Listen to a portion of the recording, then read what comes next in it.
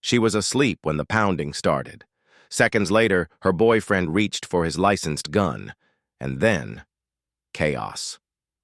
The night ended with 32 bullets fired, and a young woman's life stolen in her own home. This is the story America can't forget, and the justice many say never came. Subscribe to Justice Tales, hit the like button, and tell us, what city are you watching from? Drop your city in the comments. Your story might be next.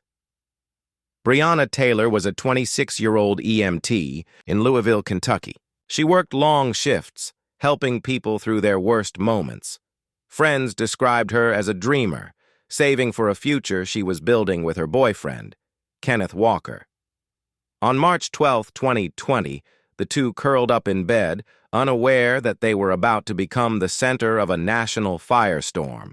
Outside their door, plainclothes officers prepared to execute a controversial no-knock warrant. The target? A suspected drug operation. But not Breonna or Kenneth.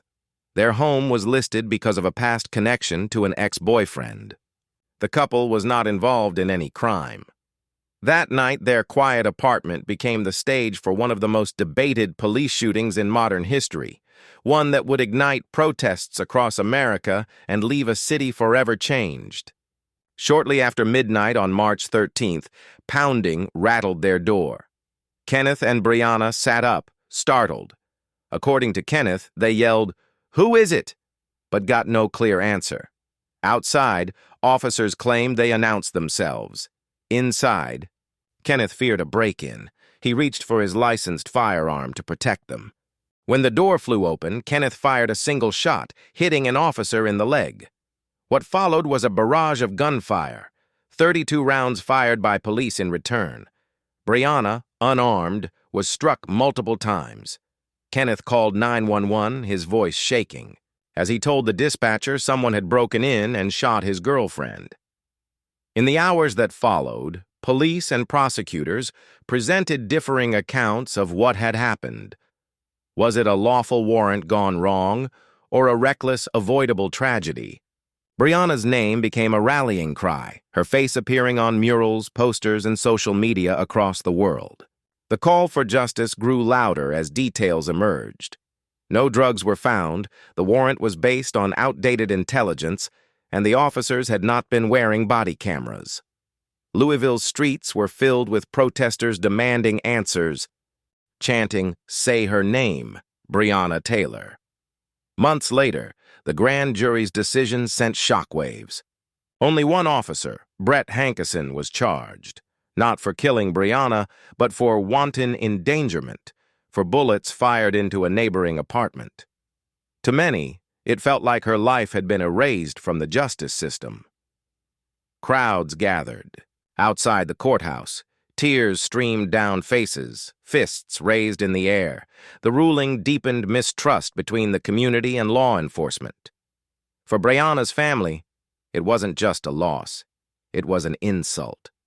The chants of "no justice, no peace" echoed into the night, a raw reminder that for some, America's promises remain unfulfilled. Breonna's story became a symbol in the Black Lives Matter movement, sparking legal reforms. Kentucky passed a law limiting no-knock warrants, known as Breonna's Law. Yet her mother, Tamika Palmer, still speaks about the hole left in their lives, a daughter who won't come home, birthdays that will never be celebrated. Across the nation, people carry her name in protests, art, and conversations about police accountability. Breonna was more than a headline. She was a person with dreams, laughter, and love. Her death continues to push the fight for reform, forcing America to ask a painful question. When will every citizen truly be safe in their own home? She was sleeping when the police came to her door. 32 shots later, the world would know her name. But do you know the full story of what happened inside that apartment? We've just scratched the surface.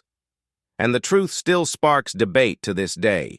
Subscribe to Justice Tales, hit that like button, and tell us, what city are you watching from? Drop it in the comments, because the next story we tell could be yours.